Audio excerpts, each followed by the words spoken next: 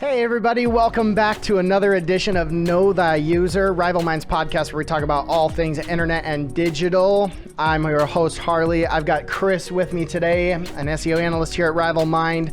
We're going to be talking about one of the most frequently asked questions we get here, and that is SEO all I need to execute a digital marketing strategy? Can I take the whole banana and put it right into SEO? Sure. And is that the only thing that I need to invest in to do digital marketing? So we've got a couple points we're going to dissect. And really, I think the first thing we want to jump in to is hold your horses. Yes, yeah. Whenever we get a client who comes in and all they want is SEO, the only thing they care about is SEO, the only thing they want is results from SEO, the team internally says, well, hold on, that may not be the best avenue for you to pursue. Sure. You've said it countless times, SEO works. SEO works for any industry, any business, any website.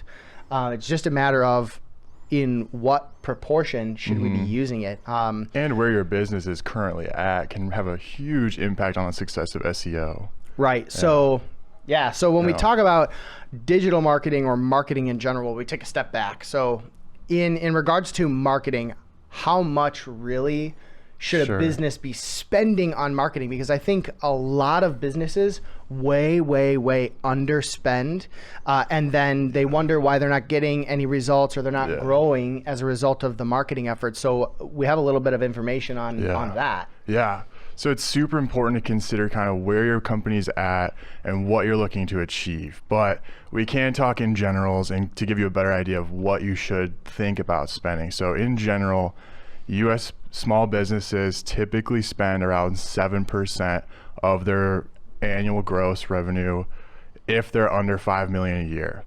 So that can be a lot of wiggle room depending on how much you're making and what you want to spend, but around 7% is the number that we're looking for. Yeah, and that number comes from the U.S. Small Business Administration and what they recommend. Now, most businesses are actually spending like 0 to 1 to 1.5% of their gross revenue, which is way low. So if you think about, maybe a business that's earning $1 million gross annually, and we talk about maybe 10%. Yeah. If we say 10%, and so that's a little bit above the average of what the United States Small Business Association recommends. So $100,000 a year, if you're making $1 million, should be invested in marketing. Now, which that sounds like a lot. Right. That sounds like a lot of money, but really it's not when you think about the benefits that marketing in general can bring to your business. Right. And then we talk about business to business versus business to consumer, because a lot of our clients, we have a spread of clients in both areas.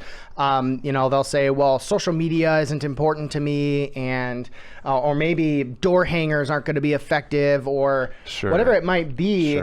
We want to understand that business to consumer versus business to business, there might be a little bit more required of a business to consumer, simply because there are more business to consumer businesses. Absolutely. The competition, right? The competition might be higher, and it also might be lower, but simply because there's more competition, all of the advertising platforms, they have more people to choose from, more businesses to choose from in regards to who they show, and so you have to spend a little bit more to earn a little bit more back. So let's talk about spending a little bit more. So the average is 7%, but what do you want to spend if you want to be the absolute best in your sphere, if you want to be cream of the crop, top dog?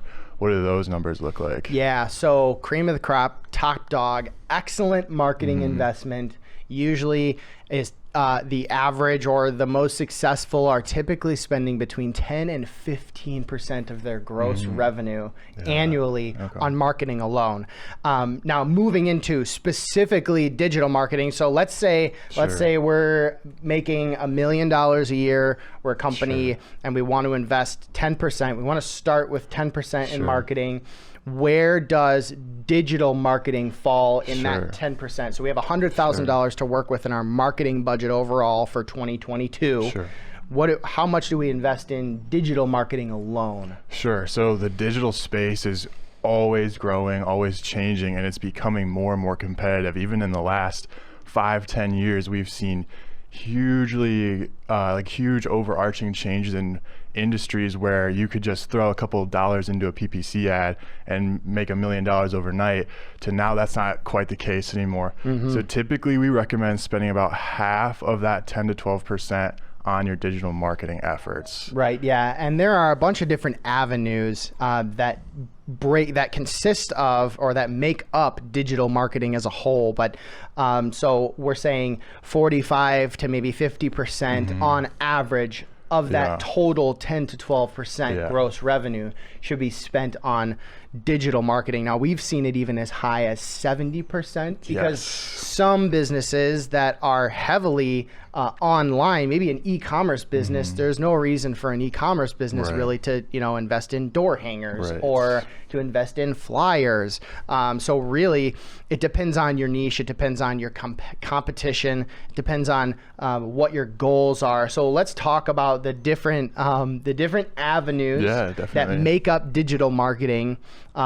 What do each of those look like? Sure. What's the strategy behind each of them? And then maybe how do we determine how much of that 45 to 50% of the total marketing budget goes to each one? Yeah. So in this larger umbrella of digital marketing, you have quite a few tools, of which SEO is just one. So you also have things like PPC. Those come in the form of Google ads or Microsoft ads, where you're advertising on the search engine results page directly and you're paying to play. Now, those can be really great for quick results, quick wins, but as soon as you stop spending that money, those ads are turned off and your success is turned off, basically. Right, absolutely. Yeah, and so SEO is the kind of foundational long-term investment approach. PPC, at least the way Rival Mind uses it, is like quick wins or to augment an SEO strategy. Definitely. And then we have social media. Now, social media is kind of a hot topic because we work with a lot of business to business, and the first gut reaction of most B2B companies is SEO or social media is not for me. There's no market on social media for me, and I would argue that's not true. LinkedIn is still social media, and LinkedIn is the hottest place for B2B social media. Absolutely agree with you. I mean, we have businesses who we convince to go on LinkedIn that are specifically strictly B2B, very straight-laced, high-profile businesses, and simply being social on LinkedIn and strategically executing high-quality posts, valuable content, and even getting some of the business's employees to engage with the profile and share the content. We've seen some great results from that alone. I mean, think about how much of our lives we spend on social media, like no matter what our age is now. You're either on Facebook, Twitter, Instagram, and LinkedIn especially now. So if all of us are spending all this time on social media and you're not there, you're not showing up to these people, you're not important to them, you're not even a thought in their head. So if they don't even know you, how are they going to buy your services? Right. So kind of in relation to social media, it breaks up into content versus advertising. Advertising kind of breaks into PPC, pay-per-click. So the next one that we specialize in really is content marketing. So content marketing is the practice of creating content for your website or for the internet that's not salesy in any way. It doesn't toot your business's horn. It's simply for the strategy of providing value, because really in the digital age today, if you're not providing some sort of value, or if you're not giving away some sort of value for free,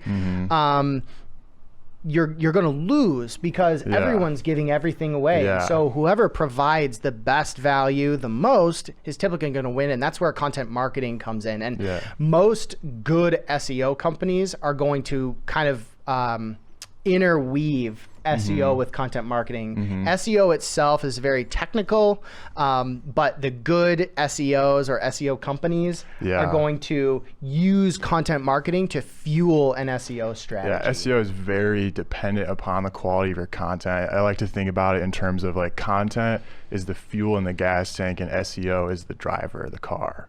So, and it can seem counterintuitive to give things away, to give your ideas away. but it really is, and it's been shown to have a lot of success. You're building your authority. You're giving people something so that when they're ready, they don't want to do it themselves. They ask you, they go to you. Yeah, that's a great point.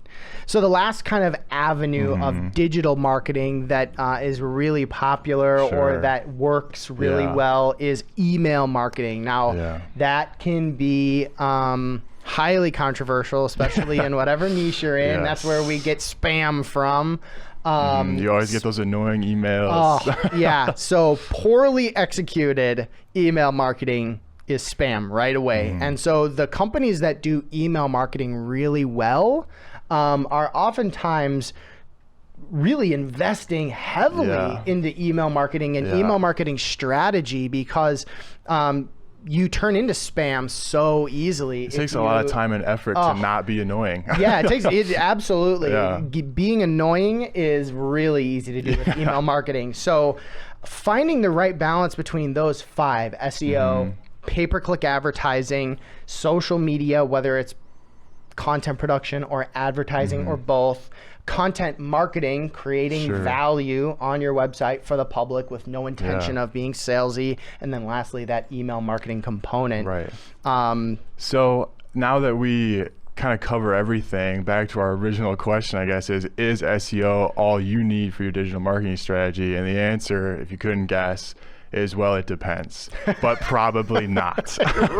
It depends is our favorite way to describe most things here at Rival Minds. But what does it depend on? It depends on, what are your goals? Like, what are you looking for right in this moment? Are you looking for a quick win? Are you in a desperate situation where you need a lot of business?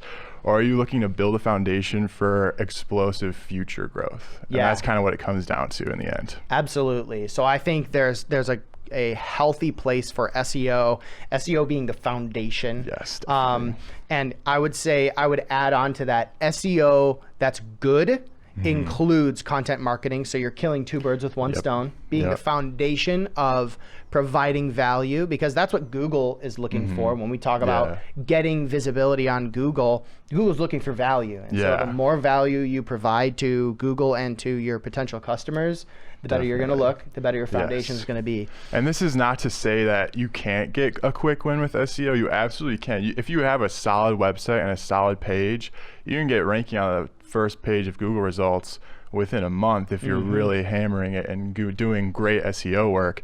But overall, if you want to build a long-term wide net of really great rankings that drive relevant traffic to your website, it is going to take some time. Yeah.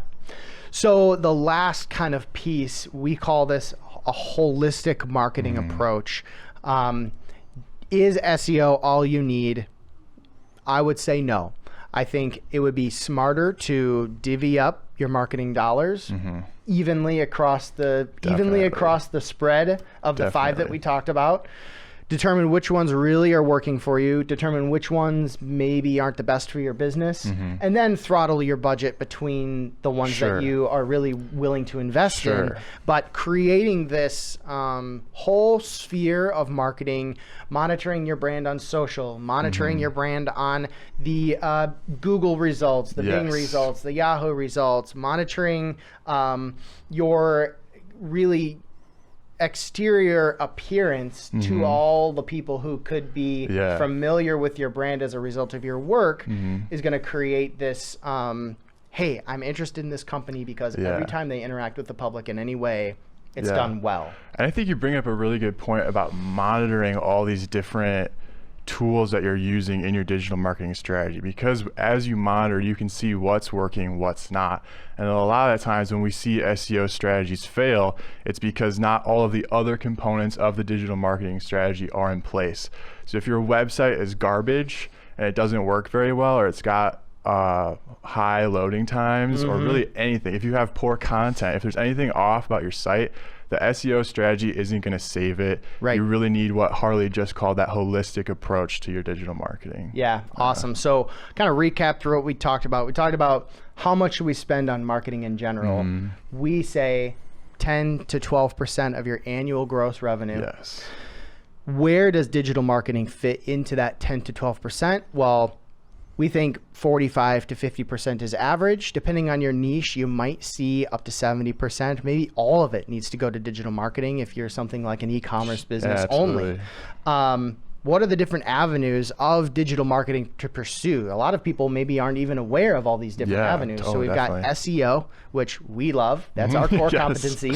We've got pay-per-click advertising, which is Google Ads and Microsoft Ads, which allows you to get on Bing and Yahoo. We've got social media, which comes in the form of content production, brand monitoring, and then also pay-per-click advertising on social media, all those sponsored ads.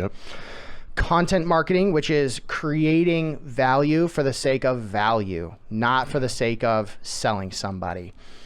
And then lastly, we have email marketing, being the non-spammy spam that gets people's attention through email. And then assessing your goals. What do you want out of it? What are you trying to get out of your marketing strategy? And working with a company like Rival Mind even can help you, because we're going to push you in whatever direction we think is best for your niche, your business, your budget. And it's going to help you long-term establish a strategy that's going to work. And really based on what you need, like we talked about. Like in our first month, we really take a deep dive into your website, into your content needs, into like your industry as a whole. We spend a lot of time and a lot of work getting to know everything about your niche and your website, so that we can come up with not an SEO strategy necessarily, but a digital marketing holistic strategy. Yeah, that's fantastic. I love this topic. We're out of time. Everybody, if you found this podcast helpful, subscribe to our channel so that you get notified anytime we publish a new one. Share this with your friends if you have any. Share it with your grandma, share it with a colleague, share it with your boss if you found value. And if you want a topic, discussed that you would find interesting, you want one of these goofballs up here talking about your favorite topic, add us at Twitter at @KnowThyUser, and we will take it under advisement. You might see one of your episodes pop up here. Absolutely.